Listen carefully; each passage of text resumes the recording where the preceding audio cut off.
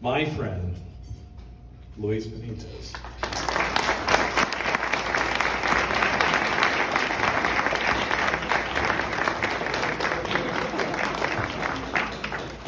Oh, gosh. David, I can always rely on you to get me choked up before something like this. And Jackie, be careful, you're next. Truly to the line webbers, thank you for the invitation. David, thank you for the introduction. This was my first call, and this was my first stop in imagining what the outdoor industry could or should be for our state. You know, I look around the room and I see so many old friends, so many people that I've been having this conversation with for years. Now, the cynic in me would ask the open-ended question of, all right, well, you've been having this conversation for years. What's changed? What's different? But the optimist in me focuses on the new faces in the room, the people that I haven't met, the people that have been brought into this community and into this family and into this conversation for the very real purpose of discovering hope and joy for the things we love most about this industry, this economy, and this culture. Let me get this ridiculous picture off the screen. Oh, to an even worse picture. Look at that. I told somebody the story that I fought with my publisher for 2 months to not have my face on the cover. And it finally came down to this 11 p.m. conversation before it went to the publisher with a very clear and interesting fact that hopefully will resonate for all of you. This story in this book, gang, is our story. The frustration I felt during COVID about this intersection between conservation, stewardship, the growth of our industry and our economy, how we balance natural resources with all of the things that we're focused on and that we try to promote. How do you share this growing economy, its efforts, its impact with the rest of the country and arguably with the rest of the world?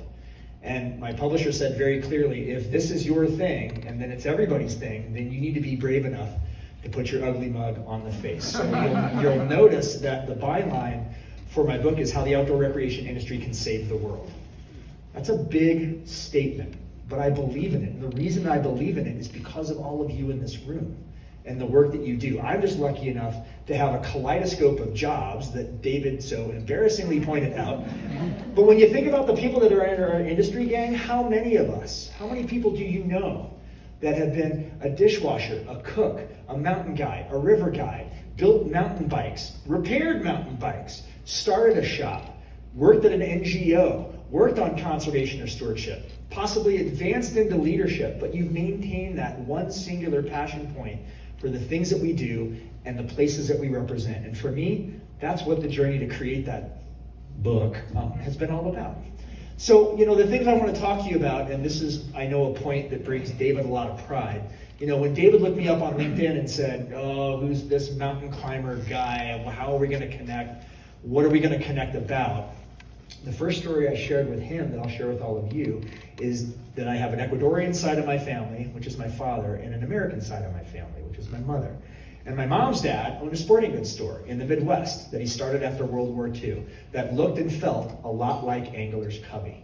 So walking into his shop to meet with David when I first started on my journey with the state office felt a lot like coming home. And I like to remind David as frequently as I can, before I went mountaineering, I was trying to shoot at ducks that wouldn't behave and wouldn't sit still. And my track record wasn't all that great. But I grew up a fly fisherman and a bird hunter through my youth. And so understanding all these different modalities of recreation and how they plug into this narrative that we're shaping and sharing with the country, and I'm going to say that again, not just with the state, but with the country, is why I wanted to come and talk to all of you tonight. So the Ecuadorian side of my family was really different. That's where I discovered my love of high altitude mountaineering and glaciated mountains. This is actually a now fully active volcano in Ecuador called Cotopaxi, 19,300 feet, but I spent a majority of my high school vacations dragging tourists up and down this mountain and really trying to understand what the guiding industry brought to that segment of the economy. And so when I started asking these larger questions about our industry and about our economy and about our culture, for me, they started on a global scale. And ultimately, it led me to this place of asking this larger tactical and strategic question about natural resources and the growth of our economy. It wasn't just about plugging into different cultures and communities and understanding how to move product and people up and down big mountains and into wild places. For me, it was really about how do you take the inspiration of those wild places and translate it into political power? Now, that can feel like a really dirty statement to a lot of people in this room. To a lot of people in this room, it could also represent hope. But for me, trying to garner permits to a lot of these places, trying to bring people from different countries to enjoy these different places, you had to work with government.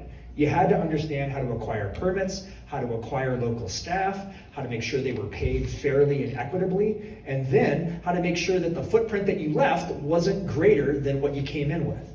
And so when I asked this question, starting to guide the 7 summits, the highest mountain on each of the 7 continents, of what you see here, and some of you are saying, Luis, you can't count, there's 8, not 7. For any of you that are geologists in the room, yeah, there's actually 8 tectonic plates, not 7, so we had to add another one a couple of years back. But this was my job for a decade, guiding these mountains year after year, taking people from all around the world up and down these hills. And the conclusion I came to, especially on this mountain, Mount Everest, is that the questions we ask ourselves in this room, they're global in nature. And I'm going to use Everest as an example. This is a natural resource for the Sherpa community, the community that lives at the base of this mountain. It not only provides jobs, but the glaciers sustain the fields that feed the families that work on the hill, who slowly acquire better and better paying jobs, going from assistant cook to full-fledged mountain guide. So when you think of natural resources, their stewardship and their conservation, and the growth of industries like guiding, or when climbers just see this as the biggest mountain in the world and they want to come, these questions are global in nature. The frustration I felt before writing the book was, we tend to stay in our own lane and think about our own backyard because that's where we think we can impact the most change. My argument slowly grew into what it is now, that if we ask these questions collectively, if we find a collective voice in this process, imagine the power and the traction that we could have. So, starting out guiding on Everest, I know it looks like I'm about 3 feet tall in this summit shot, but I ended up working for a New Zealand company. So if you've read the book Into Thin Air, or if you've watched the movie Everest, I worked for Adventure Consultants, the company that lost their CEO in the 100-year storm in 1996. So my journey in getting them back to being a global brand while asking all of these questions on Everest really led me to this hypothesis that we're stronger than we give ourselves credit for. We're capable of more as an industry and as a community than we think we are. And it's not just about these magical places. David, you mentioned this in your introduction, and I'm going to point it out. We have been through it together. And when you think about all the times that you've been in difficult places with budget, weird places, using your modality of recreation with weather, all of those things that connect us in a real and visceral way, what I'm arguing is if you connect that passion point with the promise of political power, that could be what's in front of us as an industry. So if you change your thinking about access to the outdoors being a fundamental human need, a fundamental human right, and then you start to look at nature through the lens of nature as infrastructure, imagine if we thought about trails the same way we do highways. Imagine if we thought about river corridors the same way we do about bridges, the same way we do about hospitals and public health amenities. We've all heard the argument over COVID and over the pandemic that spending time outside is good for you. Now we actually have proof that it impacts physical and mental health. Imagine if we saw the outdoors and the need for all of these things as impacting how we define public health. What would that look like for a funding mechanism? I'm sure Jackie's going to talk about this. What would it look like in the context of what we show up and provide for the next generation in terms of the promise of what we leave behind? Modalities of recreation are changing. I look about some of these things on the dais. An e-bike behind me, y'all. Does anybody remember the controversial conversations that went on about these rigs, and now it's on stage behind me? I mean, I used to have to look over my shoulder walking to the car at night after having conversations about what access would look like for these vehicles. And now it's on stage. We can evolve, gang. We can adapt, we can evolve. And it's not just the experts. It's not just the cool kids. It's not just the folks that are showing up to do these things in our state and arguably in our country. Inbound international tourism, people come to do these things in our country because of the access that we have. It's mom, dad, dad, grandma, grandpa, aunts, uncles, cousins, everybody that you can think of showing up to do these fun things. Anybody in the room ever try stand-up paddleboard yoga? Come on, don't be shy. 1, 2, 3, 4. Easy, right? Hard. Who would have ever told you, I'm going to buy an inflatable surfboard, I'm going to put it in the middle of a body of water, and then I'm going to go do yoga? Multi-million-dollar industry, gang. This is the innovation that we provide. This is the hope that we bring to the table. So I'm going to drop some stats on you. A lot of people in the room already know this. Yeah, I get it. For those of you that are surprised, welcome to the party. We're a $1 trillion economy in the United States, everyone. $1 trillion economy in the United States. Now, this is where I get a little controversial. Think of the other $1 trillion economies in the US. Auto, pharma, agriculture, all the different ones. Does anybody remember the auto industry bailout back in the day? Anybody remember that, when the auto industry really needed help from the federal government and asked for a lot of federal money and promised to pay it back once they got back on their feet? Think about how we pay for conservation and stewardship right now in the United States. Think about all the federal money we need in order to survive. And think about the challenges that the Forest Service, the BLM, all those other functions that we rely on are trying to strive to find more funding towards. If we are a $1 trillion economy, how and can we take care of ourselves?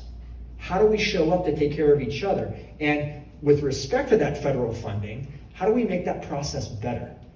So if you can see some of the stats in terms of the states that are leading in terms of growth, check out where Colorado is with respect to all these other states.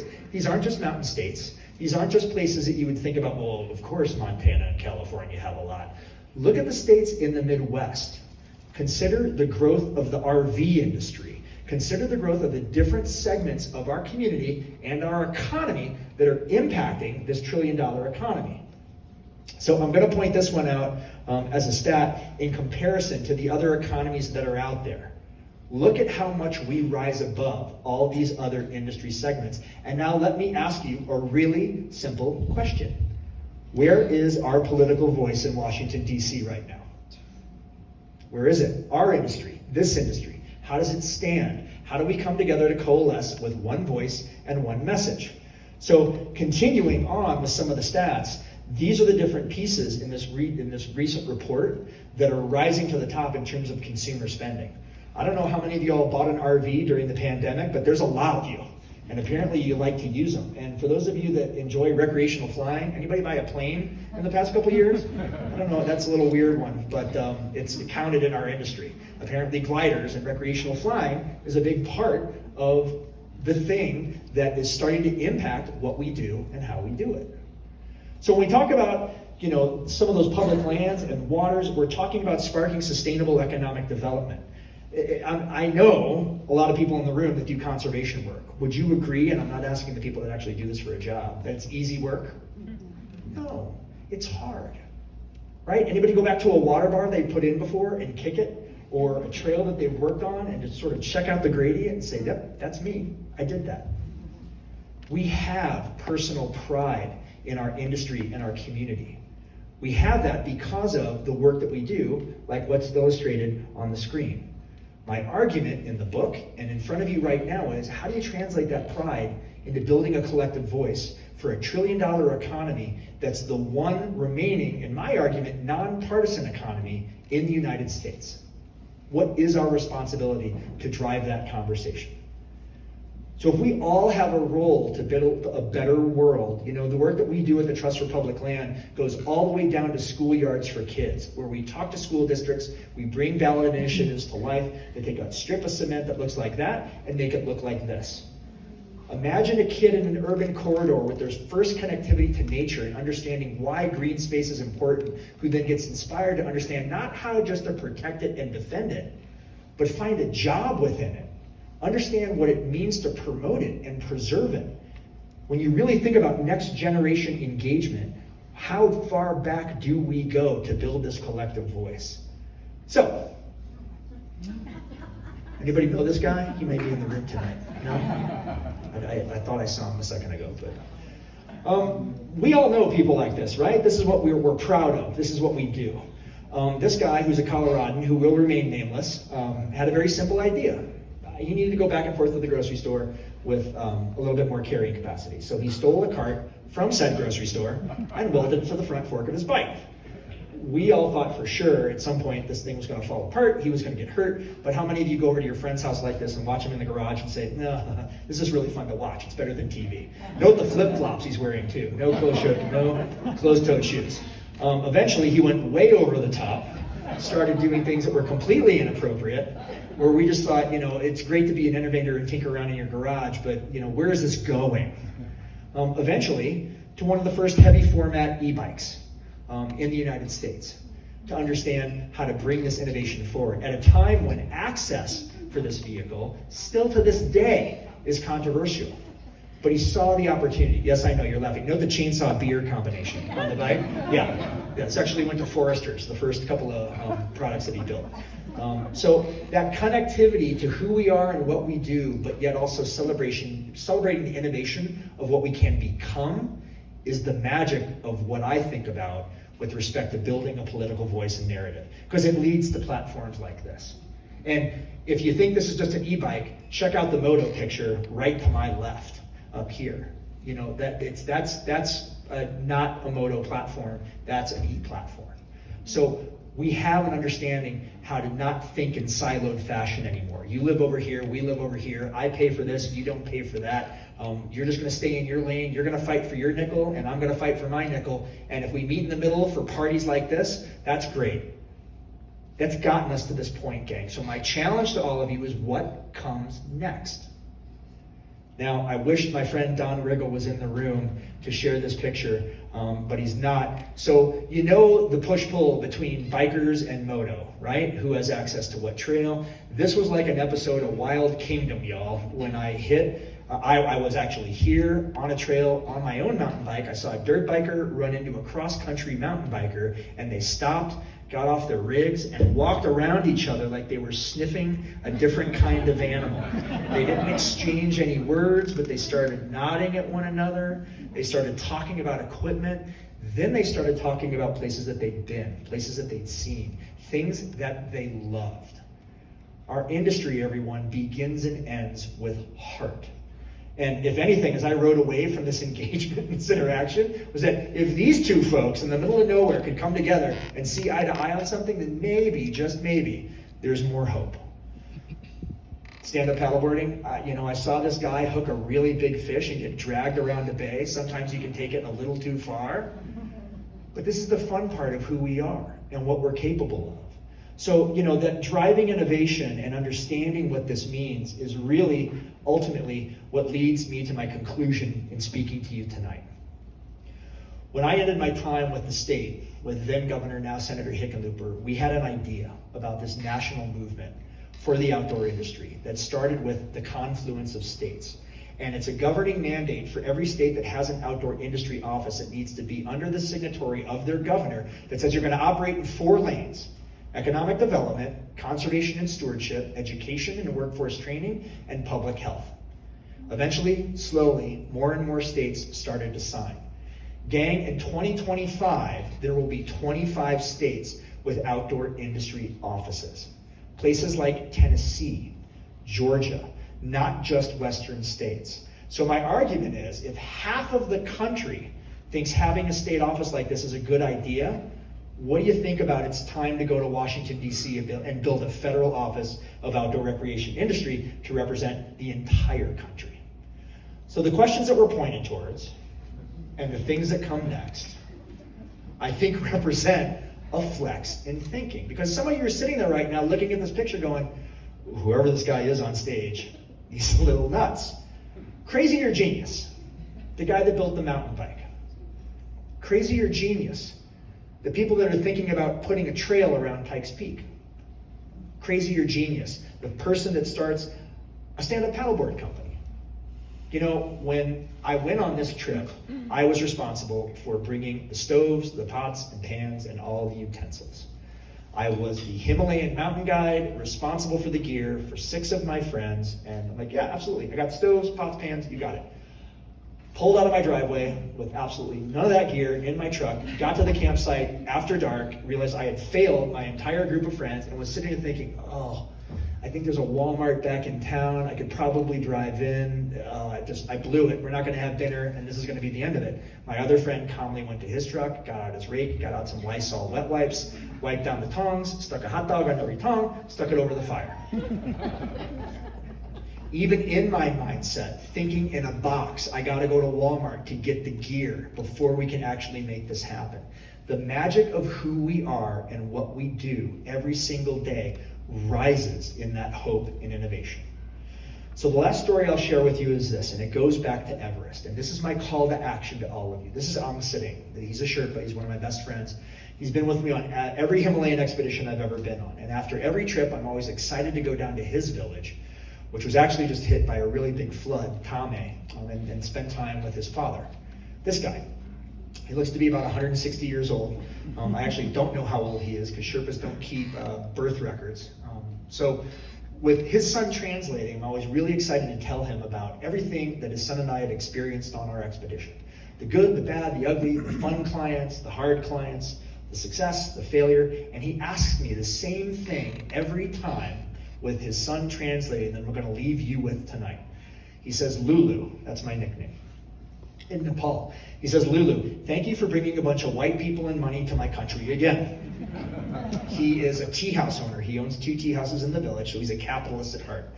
But then the next thing he says is what I'm going to leave you with. What is it that you do every single expedition with my son that's going to make my grandchildren's world better? What is it that you do every single day, every single trip that's going to make their world more extraordinary? His kids are our kids. This mission is ultimately for them. So everything you do, everything you're pointed towards, recognize this is who we do it for. Thank you for listening, and I really appreciate the invitation to be here.